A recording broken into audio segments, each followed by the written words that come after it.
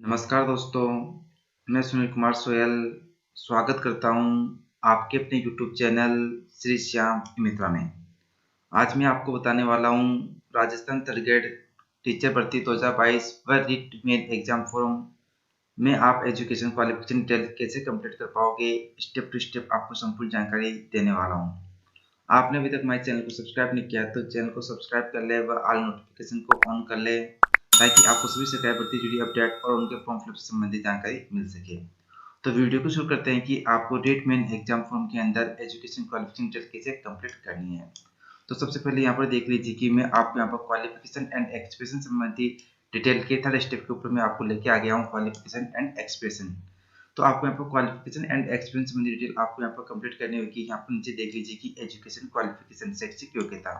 तो आप यहाँ पर राजस्थान थर्ड ग्रेड टीचर भर्ती 2022 के फॉर्म के अंदर आप अपना एजुकेशन क्वालिफिकेशन डिटेल कैसे कंप्लीट कर पाओगे। तो सबसे पहले आपको यहाँ पर चेकबॉक्स के जो कॉलम दिखाई दे रहा है, आपको यहाँ पर चेकबॉक्स के कॉलम के ऊपर आपको यहाँ पर क्लिक कर देना है। चेकबॉक्स के कॉलम के ऊपर क्लिक करने के बाद में सबसे पहले आपको यहाँ पर फर्स्ट नंबर के ऊपर आपको सेकेंडरी आपकी 10th क्लास की डिटेल आपको यहाँ पर कंप्लीट करनी पड़ेगी। सबसे पहले आपको अपने 10th क्लास की डिटेल आपको यहाँ पर कंप्लीट करनी पड़ेगी। आपको बताना होगा कि आपकी 10th क्लास में क्या क्या सब्जेक्ट थे। तो सब्जेक्ट के अंदर आपको यहाँ पर ऑल सब्जेक्ट फिलअप कर देना है। इस तरह से आपको 10th क्लास के अंदर सब्जेक्ट के अंदर विशेष के अंदर आपको ऑल सब्जेक्ट फिलअप कर देना है। फिर आपको यहाँ पर बताना होगा कि आपने जो 10th क्लास पास की है, आपने कौन से बोर्ड से 10th क्लास पास की थी, कौन सी यूनिवर्सिटी से आपने यहाँ पर 10th क्लास पास की है। तो मेरे केस के अंदर यहाँ पर मैंने 10th क्लास आरपीएससी अजमेर से मैंने यहाँ पर 10th क्लास पास की है। तो मैंने यहाँ पर RPSC Ajmer Rajasthan board secondary education से मैंने 10th क्लास पास की थी। तो यहाँ पर मैंने आरपीएससी अजमेर सेलेक्ट कर लिया है। यदि आपने भी आरपीएससी अजमेर से 10th क्लास पास की है तो आपको भी यहाँ पर आरपीएससी अजमेर फिलअप कर देना है, बोर्ड का नाम फिलअप कर देना है। यदि आपने अदर बोर्ड से की थी सीबीएसई दिल्ली से आपने 10th क्लास पास किए थे तो आपको यहाँ पर सीबीएसई दिल्ली सेलेक्ट करना पड़ेगा। यदि आपने अदर बोर्ड से 10th क्लास पास आउट किए तो आपको यहाँ पर अदर बोर्ड आपको यहाँ पर सेलेक्ट करना होगा। यहाँ पर बोर्ड का नाम सेलेक्ट करने के बाद में आपके 10th क्लास के अंदर क्या रोल नंबर थे, वो रोल नंबर आपको अपनी मार्कशीट में देखकर यहाँ पर फिलअप कर देने हैं। यहाँ पर मैं केवल आपको एग्जांपल के तौर पर यहाँ पर मैंने बताया है। रोल नंबर फिलअप करने के बाद में आपको यहाँ पर अपना रिजल्ट देखना होगा कि आपका जो 10th क्लास का जो रिजल्ट था वो सीजीपीए में था या परसेंटेज के अंदर था। यदि आपका रिजल्ट सीजीपीए में था तो आपको यहाँ पर सीजीपीए सेलेक्ट करना होगा और आपको यहाँ पर अपनी सीजीपीए आपको फिलअप करने होंगे। यदि आपका 10th क्लास का रिजल्ट सीजीपीए में नहीं था, परसेंटेज में था, तो आपको यहाँ पर परसेंटेज सेलेक्ट करना है। परसेंटेज सेलेक्ट करने के बाद में आपको यहाँ पे यह बताना होगा कि आपने जो 10th क्लास पास की थी वो कौन से ईयर के अंदर पास की थी। इस तरह से आपको यहाँ पे ईयर बता देना है। ये बताने के बाद में आपके 10th क्लास के अंदर 10th क्लास में आपके कितने परसेंटेज बने थे, वो परसेंटेज की एंट्री भी आपको यहाँ पर इस तरह से आपको यहाँ पर कर देनी है। इस तरह से आपको यहाँ पे 10th क्लास की डिटेल कंप्लीट करनी होगी। अब सेकंड नंबर पॉइंट पे आपको यहाँ पर बताया गया है कि आप यहाँ पर अपनी ग्रेजुएशन की डिटेल भी फिलअप कर सकते हो, पोस्ट ग्रेजुएशन की डिटेल भी फिलअप कर सकते हो और आपको यहाँ पर सीनियर सेकेंडरी की डिटेल भी आप यहाँ पर फिलअप कर सकते हो। यदि आपने ग्रेजुएशन कंप्लीट करने के बाद में कोई 1 ईयर का बीएड किया है या 2 ईयर का बीएड किया है तो आपको यहाँ पर ग्रेजुएशन की डिटेल आपको यहाँ पर कंप्लीट फिलअप करनी होगी। यदि आपने 12 पास करने के बाद में आपने बीएसटीसी किया हुआ है या डीएलएड किया है या 2 ईयर का कोई भी कोर्स किया है, बीएसटीसी या डीएलएड आपको यहाँ पे किया है तो या बीएड या बीएससी बीएड किया है तो आपको यहाँ पर 12th क्लास की डिटेल आपको यहाँ पर फिलअप करनी होगी। दोनों में से आप यहाँ पर कोई सी भी डिटेल फिलअप कर सकते हो। यहाँ पर मेरे केस के अंदर मैंने ग्रेजुएशन कंप्लीट करने के बाद में मैंने यहाँ पर बीएड किया है, 1 ईयर का बीएड किया है, तो मैं यहाँ पर ग्रेजुएशन की डिटेल फिलअप कर दूंगा। ग्रेजुएशन सेलेक्ट करने के बाद में मुझे यहाँ पर बताना होगा कि ग्रेजुएशन के अंदर मेरे क्या क्या सब्जेक्ट थे। तो यहाँ पर देख लीजिए कि मेरे ग्रेजुएशन के अंदर जो मेरे सब्जेक्ट थे उसका नाम मैं यहाँ पर फिलअप कर देता हूँ। मेरे हिंदी इस तरह से आपको यहाँ पर ग्रेजुएशन के अंदर जो सब्जेक्ट थे वहाँ पर वो आपको यहाँ पर फिलअप करने होंगे। जैसे मेरे हिंदी साहित्य थी और ज्योग्राफी थी और संस्कृत थी। तो यहाँ पर मेरी ग्रेजुएशन की जो मेरी डिटेल थी वो मैंने यहाँ पर कंप्लीट कर दी है। यहाँ पर मेरे देख लीजिए कि ग्रेजुएशन के अंदर मेरी हिंदी साहित्य थी, हिंदी लिटरेचर थी, आपको यहाँ पर हिंदी लिटरेचर कर देना है, ज्योग्राफी था और संस्कृत था। तो यहाँ पर इस तरह से आपको अपने यहाँ पर ग्रेजुएशन डिटेल आपको यहाँ पर फिलअप कर देनी है। आपके जो ग्रेजुएशन के अंदर जो सब्जेक्ट थे वो ऑप्शन सब्जेक्ट थे, उन ऑप्शन सब्जेक्ट के नाम आपको यहाँ पर फिलअप कर देने हैं। फिर आपको यहाँ पर बताना होगा कि आपने जो ग्रेजुएशन पास की है वो कौन सी यूनिवर्सिटी से पास की थी और कौन से बोर्ड से पास की थी, आपको उसका नाम आपको यहाँ पर देना होगा।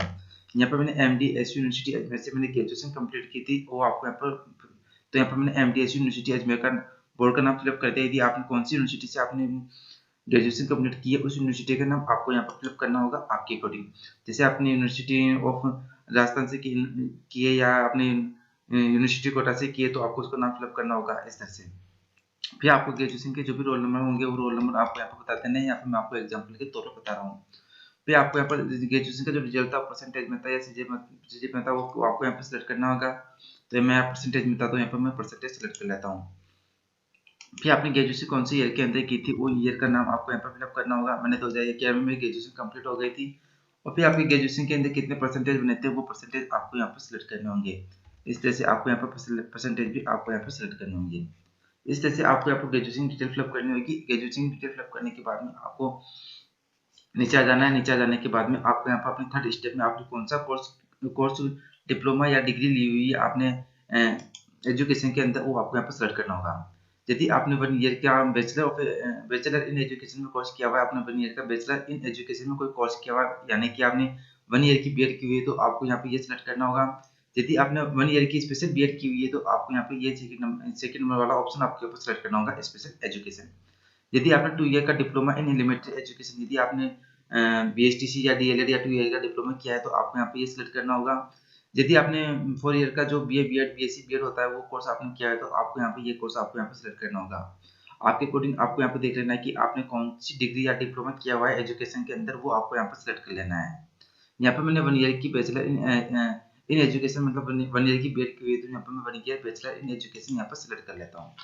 यहाँ पे ये सब सिलेक्ट करने के बाद मुझे यहाँ पे जो मेरे टीचिंग सब्जेक्ट थे, यहाँ पर मेरे जो जो मैंने बीएड की थी, कौन से सब्जेक्ट के अंदर मैंने बीएड की थी उनकी डिटेल मुझे यहाँ पर फिलअप करनी होगी।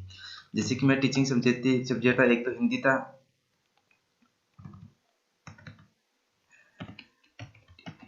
हिंदी था, और सेकंड मेरा सोशल स्टडी था।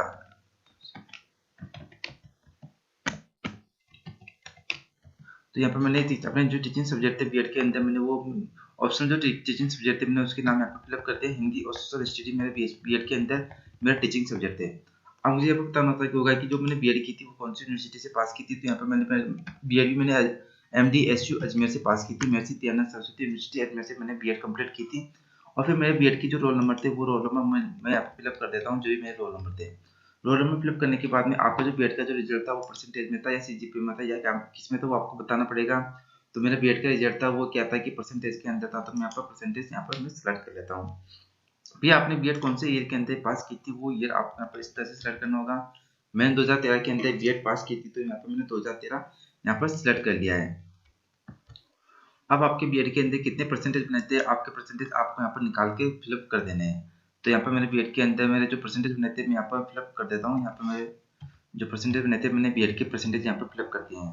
यहाँ पर मैंने सभी डिटेल आपको यहाँ पर एग्जाम्पल के तौर पर बताइए। आपको अपनी मार्कशीट के अकॉर्डिंग आपकी डिटेल फिलअप करनी होगी। आपकी सभी डिटेल आपको अपनी मार्कशीट के ऊपर मिल जाएगी, वहां से आपको यहाँ पर फिलअप करनी होगी।